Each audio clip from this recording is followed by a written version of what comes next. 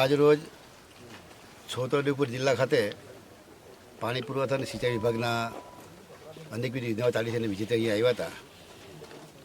આ વિસ્તારના ધારાસભ્ય રાજેન્દ્રભાઈ રાઠવા અને એમની ટીમ સાથે વિવિધ લાઇનીના કામો, પાણી પુરવઠાની યોજનાઓ, કેનાલની લાઇનીના કામો આ જોવા માટે આવ્યા હતા.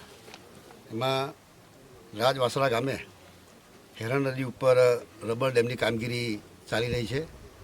જે ગુજરાતની અંદર આવા રબર ડેમ 3 છે એ પૈકીનો આ હેરણ ડેમની ઉપર પણ આ બનાવવામાં અત્યારે હાલમાં કામગીરી ચાલી રહી છે. એની જે લંબાઈ છે રબર ડેમની એ 180 મીટર એની લંબાઈ છે.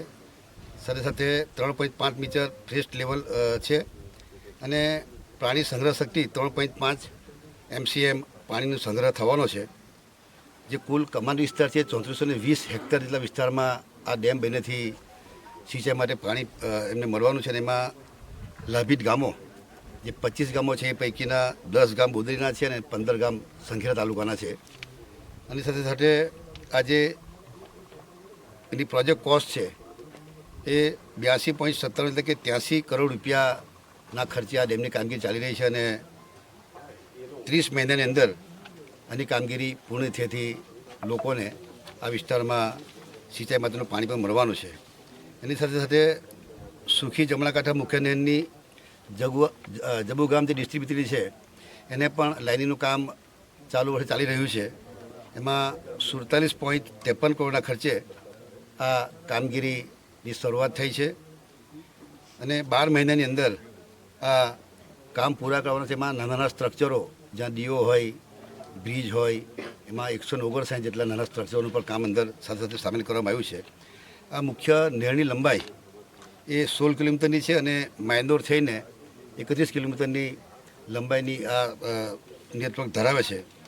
32 જેટલા ગામોને આ પાણીથી એનો લાભ મળવાનો છે અને 1924 જેટલા ખેડૂતો તેમજ સિંચાઈ વિસ્તારની વાત કરીએ તો 5258 એટલે કે 5300 હેક્ટર સિંચાઈ આ કેનાલ રિપેરિંગ થયા પછી એમને મળવાનો છે. એમાં સાથે સાથે 16 કિલોમીટર કેનાલ ઉપર ડામરના રસ્તાનું પણ નિર્માણ કરી જેથી કરીને આજુબાજુના ગામના લોકોને આવવા જવા માટે પણ સવલતતા રહે. એની સાથે અમે પાણી પુરવઠાની વાત કરીએ ત્યારે કૂપા જૂથ પાણી પુરવઠા યોજના એ નસવાડી તાલુકાનું છેવાડાનું મહારાષ્ટ્ર, મધ્યપ્રદેશ અને ગુજરાતની બોર્ડર ઉપર નર્મદા નદીની અંદર આ યોજના ચાલી રહી છે. આ યોજનામાં 73 ગામો જે છે એ પૈકીના 71 ગામ એ નસવાડી તાલુકાના છે અને 2 ગામ કવાંટ તાલુકાના છે. ત્યાં પણ WTP પ્લાનની ક્ષમતા ગણીએ તો 8.50 MLDની કેપેસિટી છે. ભૂગર્ભ સંપ, સ્ટાફ ક્વાર્ટર્સ, એની સાથે 5 વર્ષ સુધી આ કોન્ટ્રાક્ટર ચાલુ કર્યા પછી એ પોતે ચલાવશે અને પછી જ સરકારને આપશે. આ યોજના 51 કરોડના ખર્ચે 40 ગામો આના અંદર સમાયેલા છે અને 87.97 કરોડના ખર્ચે આ કામગીરી પ્રગતિમાં ચાલી રહી છે.